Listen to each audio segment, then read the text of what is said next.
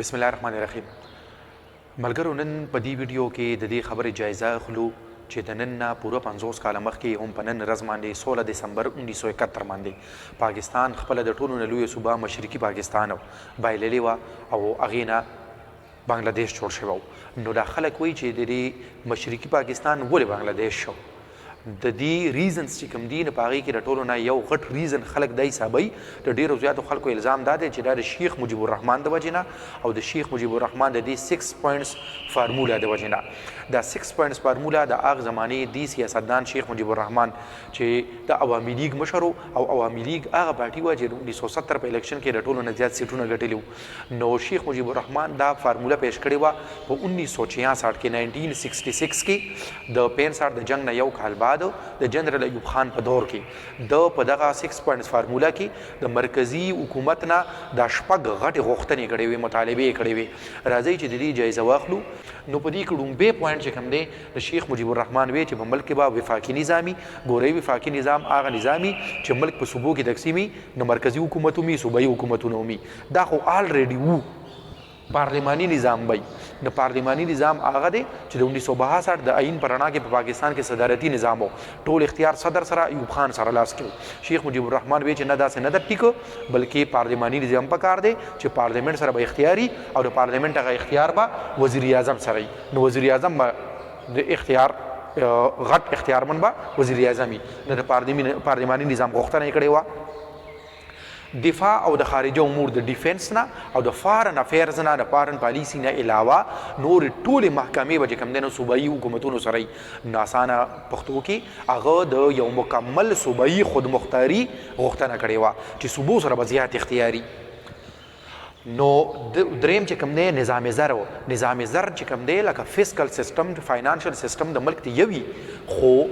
څه به جدای نو ګورئ علیحده ریزرو بینک. ریزرو بینک څه ته وایي؟ دا زموږ د سټیټ بینک اف پاکستان چې کوم دی دا ریزرو بینک دی. ریزرو بینک چې د پاکستان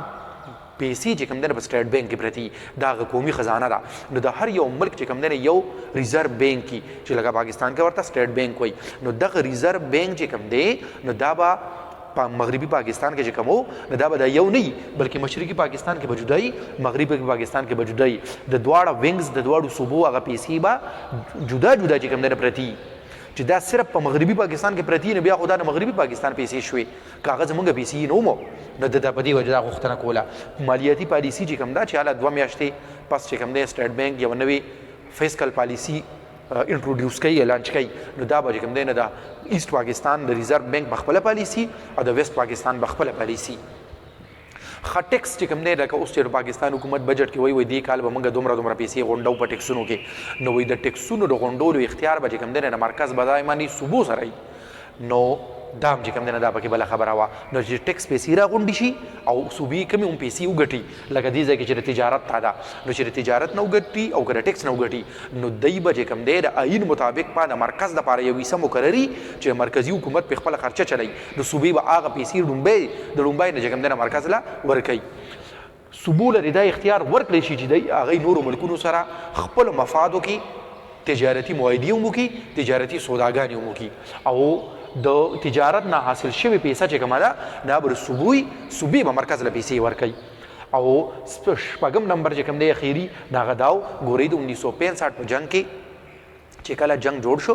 نو جنگ خو دلته انډیا په لاهور او په سیالکوټ په پنجاب باندې حمله کړې وه. نو چې کله جنگ دلته کې و نو د پاکستان ټول فوج دلته کې په جنگ کې انوالو او په هغه وخت کې ایست پاکستان مشرقي پاکستان چې و د هغه خدای په رحم و کرم باندې و. نو دی د دې نه دا خبره کنکلوډ کړله چې کوم مستقبل کوم داسې یو جنگ جوړیږي نو د پاکستان د فوج پرایورټي چې کوم دی نه د ویست پاکستان ډیفنس دی سیکیورټي ده د ایست پاکستان نه او د پاکستان فوج جرنیلانو وروستو چې کوم دی نه ډېرو خلکو دا کتاب لیکلی د هغوی پکې دا تسلیم کړی ده چې دا زموږ دا پالیسي غلطه وه چې موږ د ایست پاکستان ډیفنس پر ویست پاکستان نه کو هغوی د چې کوم دی نه هلته کې پخپله چې کوم دی نه د ډیفنس انتظامات پکارو. نو د دقې وجې نه شیخ مجیب الرحمن وی چې پیرا ملیټري فورس لکه د اف سی چې دی اوسو یا رینجرز دي نو که پوره فوج نه وي نو پوره آرمي به د ټول ملک یوي خو دا پیرا ملیټري فورس چې کوم دی نه دا جدا جدا پکار دی او په ایست پاکستان کې د پیرا ملیټري فورس جوړولو او د دې قایم برقرار ساتلو اختیار دی چې کوم دی نو ایست پاکستان حکومت را ورکړی شي نو اوس ګورئ دا چې کوم دی نه د هغه غوښتنې وي او په دې کې که څوک وایي چې د دې د وجې نه چې کوم دی نه که دا چېرته ملک کې اپلای شوی وي نه ملک په ټوټې شوی و نو داسې بالکل خبره نه ده دا غلطه خبره ده بلکې دا د ملک د بچاو دپاره چې کوم دی نو اخیري حربه وه او دام کې د ګوري خلک وایي پښتو کې متل دی وایي چې کله مرګ راشي نو بنده تبې د غاړه کېدي نو که دا فارموله لکه خرابه هم وګڼه نو د ملک ته دوه ټوټې کېدو نه د بچاو لپاره که چېرې دا فارموله په ملک کې اپلای شوې وه نو ملک خو به د دوه ټوټې کېدو نه چې کوم دی نه بچ شوی او که نه نو دې فارمولې ملک دوه ټوټې کړی دی دا خبره غلطه ده ها که اوورال موږ د شیخ مجیب الرحمن د پالیټکس اندازه واخلو نو هغې کې دا ده چې رستو چې کوم دی نو داسې دي چې د لینکس انډیا سره وو نو کیدای شي چې د لینکس انډیا سره وو داسې خبره وه خو لکه 6 پوینټس فارموله کې داسې چې کوم دی نه بذات خود لکه څه خبره نشته بله ویډیو کې انشاءالله پوره په هغه وجوهاتو باندې بحث کوو چې کوم وجوهاتو باندې پاکستان ایست پاکستان بایللی او ملک دوه ټوټې شوی ډېره مننه